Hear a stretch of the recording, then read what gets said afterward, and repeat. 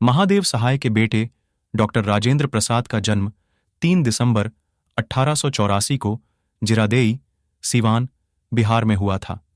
बड़े संयुक्त परिवार में सबसे कम उम्र के होने के नाते उन्हें बहुत प्यार मिला।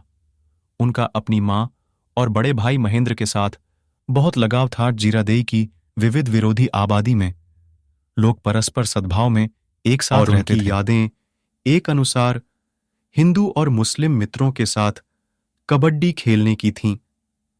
अपने गांव और परिवार के पुराने रीति रिवाजों को ध्यान में रखते हुए जब वे केवल 12 वर्ष के थे तब उनका विवाह राजवंशी देवी से हुआ। उसके बाद इन्होंने कलकत्ता, वर्तमान में कोलकाता विश्वविद्यालय से M.A और कानून की डिग्री LL.B की परीक्षा उत्तीर्ण की।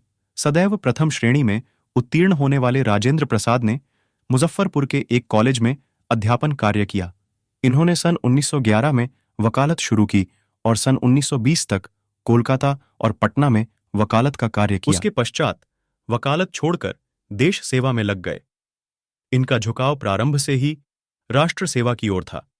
सन 1917 में गांधी जी के आदर्शों और सिद्धांतों से प्रभावित होकर इन्होंने चंपारण के आंदोलन में सक्रिय भाग लिया और वकालत छोड़कर पूर्ण रूप से राष्ट्रीय स्वतंत्रता संग्राम में कूद पड़े।